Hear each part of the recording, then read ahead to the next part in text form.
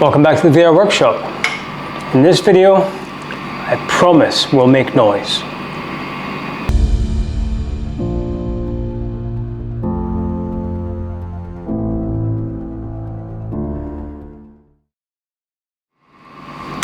So, we've got a couple of things to do before we can make some noise. We've got to get the throttle bodies and plenum on, and get that done. Hook up the injectors, hook up the sensors to that, hook up the fuel lines, which is kind of important. I'm going to get the turbo on here, hook up the oil line, hook up the return line, put engine oil in. That's a good idea, shit. In fact, let's probably do that first. Got the exhaust in, hook up the turbo from there. We'll probably put the longer 1098 exhaust on, just because it's in a garage and it's going to be noisy. And we're going to go in a dyno as well, so we'll keep the volume a bit quieter. So yeah, let's make some noise. Let's get this done. So, first things first, we'll just put a little bit of grease around the inlet rubbers. It's just going to help us pop the inlets on. With any luck, it won't help us pop the inlets off again. Okay. Remove the offending rags. There's a joke about that. If you know, you know. Okay. And then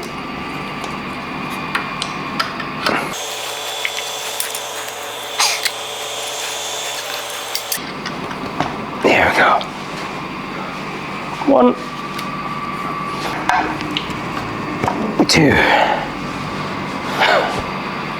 There we go. Next job, the return fuel line. Followed by the main fuel inlet line. And this is the reason I didn't put a clamp on here. There we go.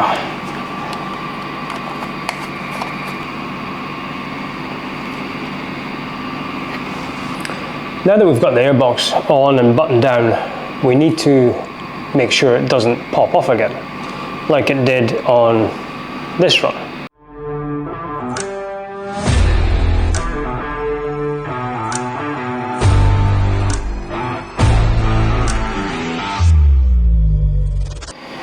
Now, the solution we had back then was just put a big ratchet strap around it and make sure it was tight and just push the issue somewhere else and blow a piston. That's a different story. I was going to use a strap and a turnbuckle around the top of it and just pull it down, but I think I found a more elegant solution with one of these.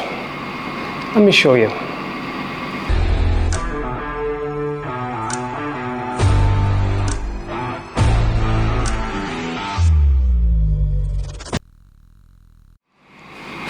I'm sure you're going to agree that's a nice little solution. Not bad at all. Looks quite nice. So, next one is let's start getting some hoses and some wiring plugged in.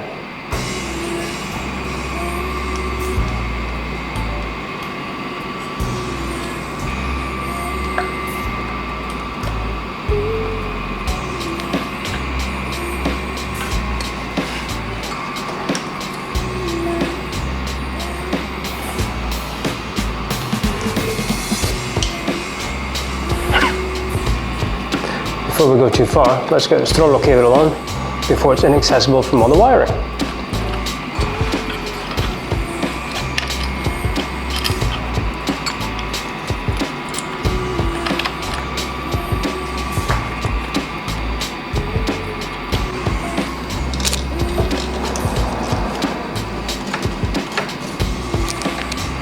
Next up, exhaust.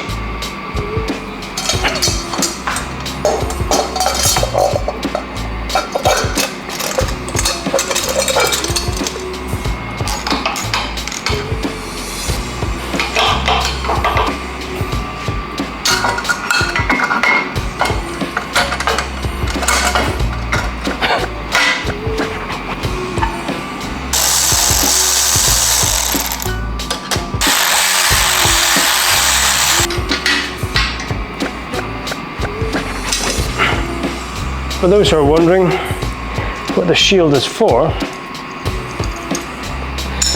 it's just a protection shield, so should the exhaust side of the turbine decide to self-detonate and the casing cracks, it stops everything spraying out and injuring my leg and passers-by, etc., etc.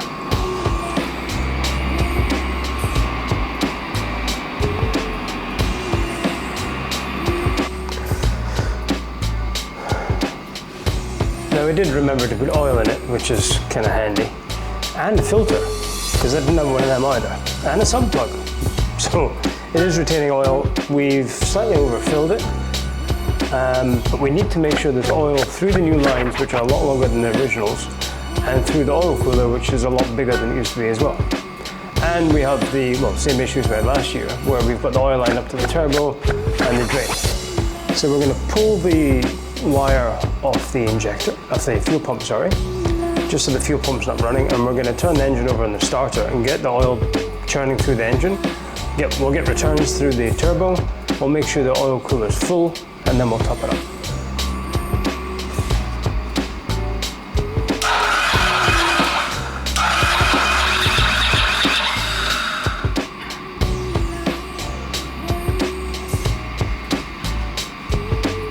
Here's the returns.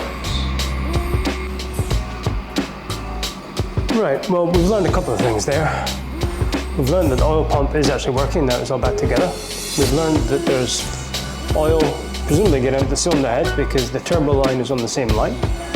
There's definitely oil getting to the turbo and we're getting returns. And with the amount of oil that we're going through, it's presumably going all the way up to the intercooler, unless we have a leak somewhere and I haven't found it yet. So we'll top off the oil back to where it needs to be again, surprisingly almost at 4 litres. We'll put the drain line on. The drain line just goes in the fill port. And we'll put the intercooler on, then put some water in it, then put some fuel in it, and see if it runs. Next up, intercooler.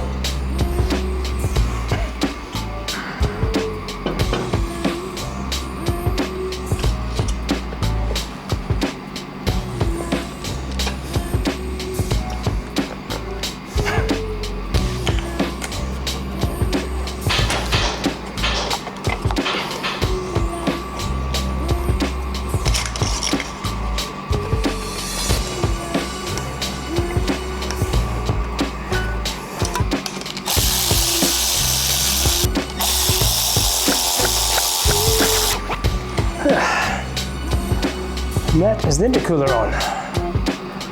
Now yes, I know all these bolts are kind of sticking up in the air and look horrible, but they're coming off again. This is going on the dyno and it's coming straight back off, so I don't care how it looks. Next up, water.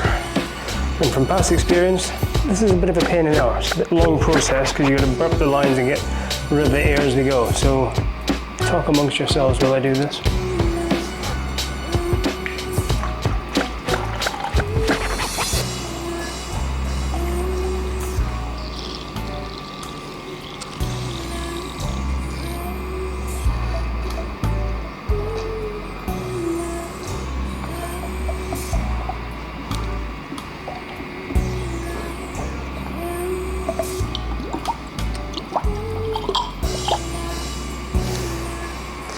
Okay, we're going to come back to that. But for now, it's full. It's full enough. Once it's running, get water through the system, we'll double check it and top it up, but she's almost there. She's good enough for a start. Next fluid, fuel. This bike normally runs VP MS109 race fuel, which is a high octane, high oxygenated fuel. And it was set up, all the dyno runs were set up for specifically that. For today's purposes, we're just going to run standard 98 fuel just to get it moving, just get it going. I don't want to leave race fuel in the lines because they've got a tendency to block up all the injectors. When we get this into the dyno, we'll put race fuel in it. For now, standard fuel. Now, you can tell the blue color of fuel. It's ADNOC's finest from Abu Dhabi.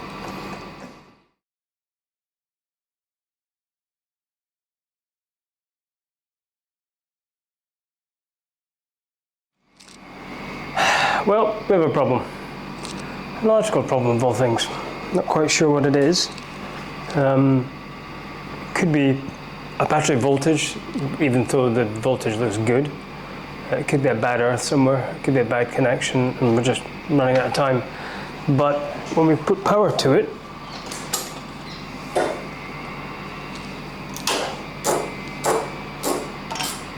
it pulses the fuel pump. It pulses the relay for some reason. I thought it might be in the fuel pump, so I got another 1098, 1198 fuel pump.